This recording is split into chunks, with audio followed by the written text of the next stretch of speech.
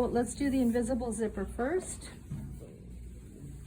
So we have the long edge is overlocked, and I'm going to place this face down.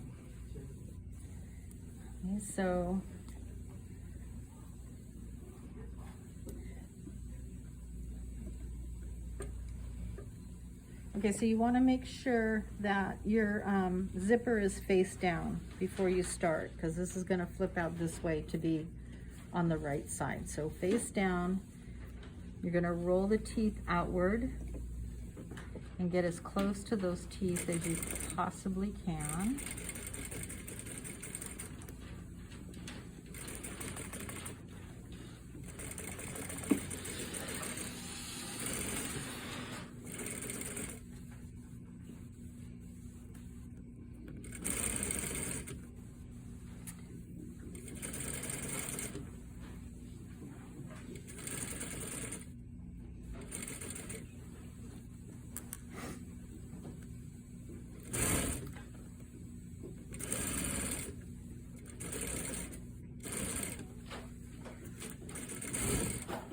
And then just as usual, when you get close to the tongue, you gotta push it aside a bit.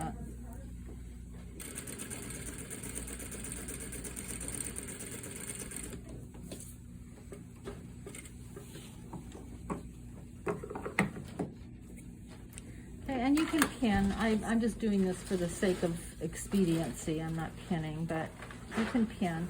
And now on the other side, I'm gonna do the same thing. Face down, rolling out the teeth again.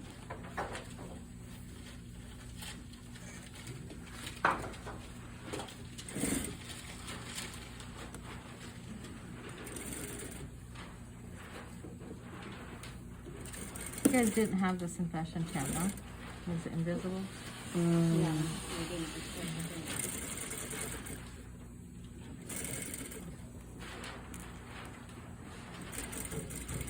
I don't think they do anymore, but they used to sell like the little special zipper feet with the. Oh yeah, my older one has. Yeah, with the zippers actually. They were little disposable plastic feet. You mean like the head for the for zippers? Mm-hmm. Like you would buy the zipper, you would put this little disposable foot on your machine and do this application and then throw it away. Huh. But they don't do that anymore. Why not just? Was it that like cheap? I don't know. Yeah. They were meant to be disposable, but that again. Zip it up. In the places I worked at, even the bobbins were like disposable. Oh, bobbins were disposable? Yeah, the thread would come in like already preset in the bobbin, and they just toss it after it's all done. Yeah. Like pop bobbin and all. Yeah, I've seen that.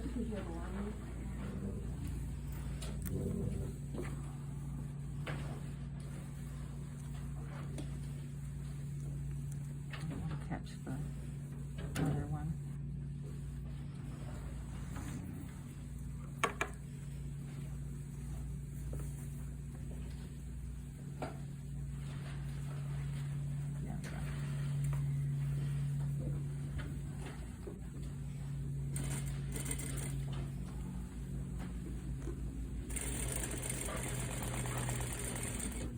Okay, so then once that's attached to each side, you fold your seam allowance in, and you push the zipper out of the way, and you do your regular, not catching the zipper, you do your regular seam allowance.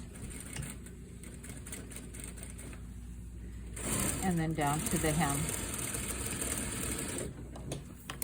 Okay, so trim this away.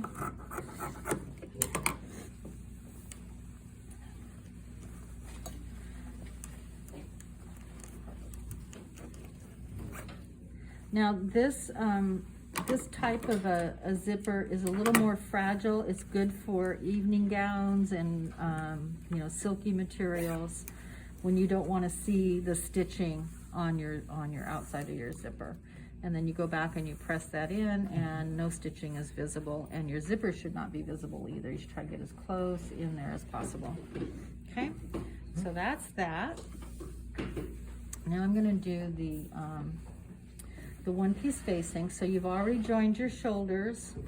You have your square neckline in the middle, and the facing piece the same.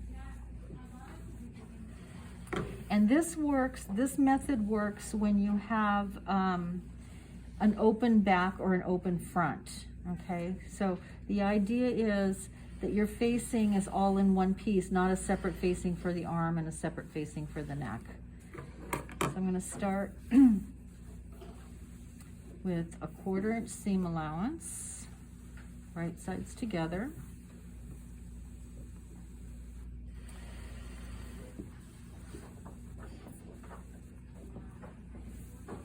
Actually, I'll start here, because if I were doing a zipper here, I would do this separately. So on the one-piece facing, if you haven't already overlocked the seams, you probably want to stretch these out flat. Start. When you get into the corner, you pivot with the needle in, because we want these to be very precise corners.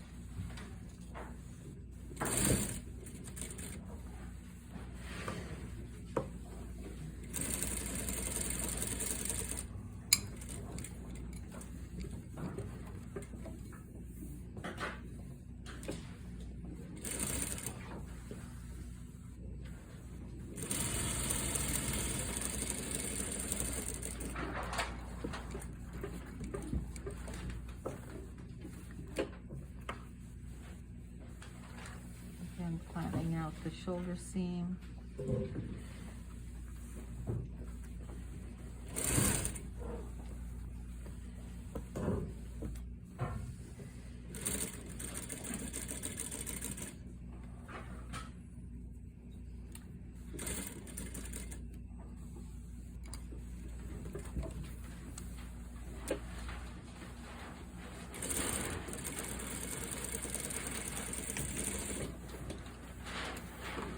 Okay, so because these are squares now, we want to snip into those corners, but not through. So snip right in as close as you can get without going through.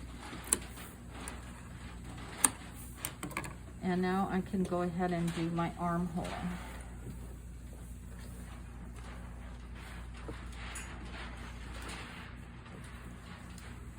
Now, if I had the front and back closed, for example, I have a slightly different method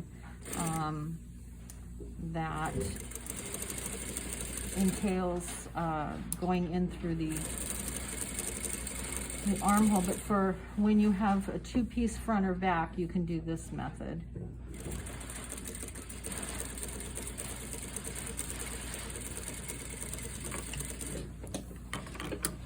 And you can understitch also for the sake of having it not roll out. Usually we cut this underneath facing just a little bit smaller so that it doesn't need the understitch, but both methods work.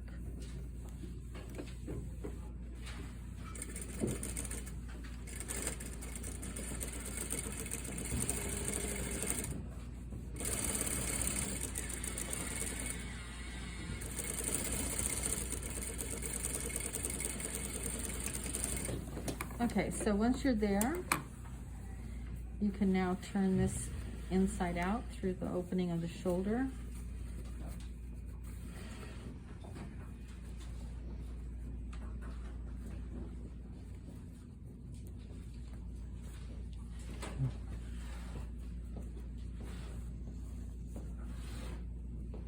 I'm going to do it on both sides, of course.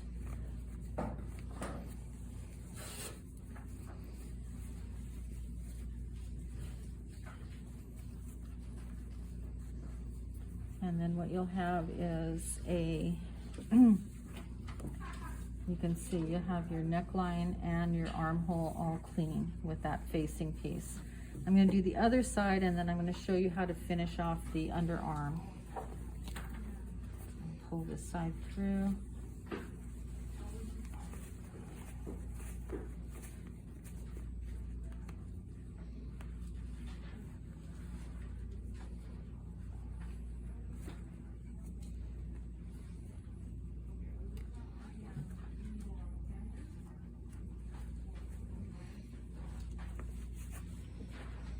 We did this in the draping class, so some of you I know aren't paying attention because of the draping class, so that's okay. I'm not hurt.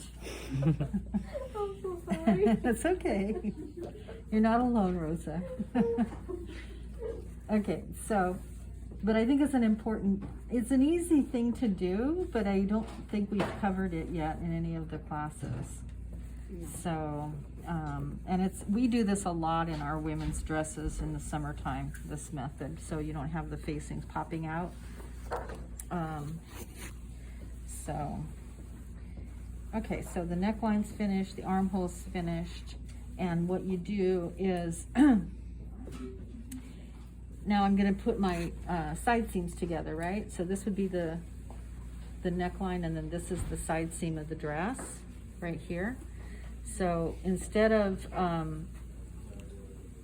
preparing them together before, you pull your facing piece out like this, and you sew the facing. I usually press the seam allowance toward the facing, especially if you've understitched, it's already in place. And then this is now a 1/2 inch seam allowance because it's going to be the side seam.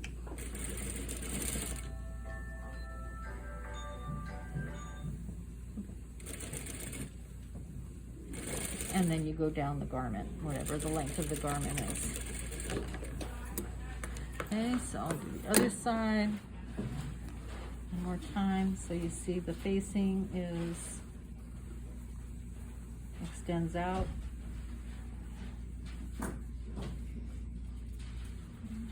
And a 1/2 inch seam allowance.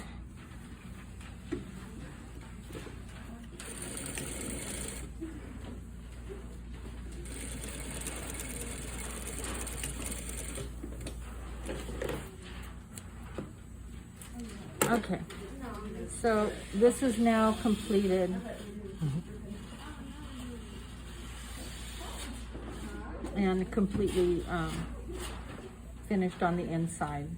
The only thing you would do if you weren't attaching a lining to this piece is you would overlock these edges. Okay, so that would get pressed and put into the notebook.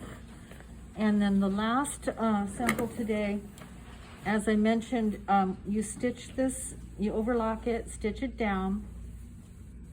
You want that stitch to be just slightly wider than your elastic.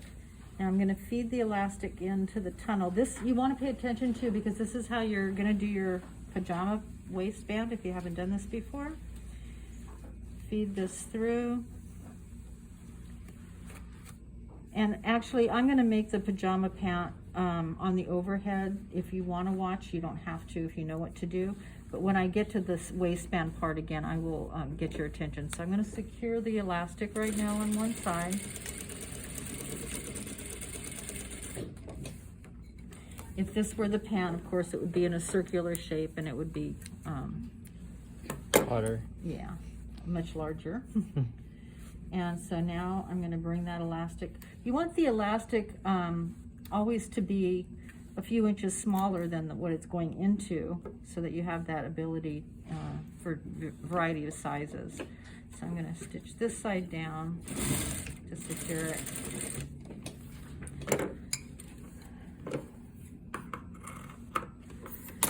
And so without the extra stitch, it looks like this, which is okay, but it doesn't look as professional. So when you want to get this type of a finish on your elastic, find the center of the elastic. You could do it in 3 rows if you wanted to, do it in thirds.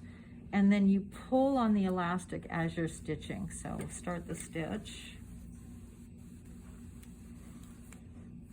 So if you wanted to like do 2 inches of elastic, you could do several rows of stitches, but usually I just do 1 on a 1 inch. And keep that pulled flat. And then you get, you know, the double. Okay? So that just secures it. So also too, when you launder your waistband, it's not going to roll on you. It'll stay put. All right.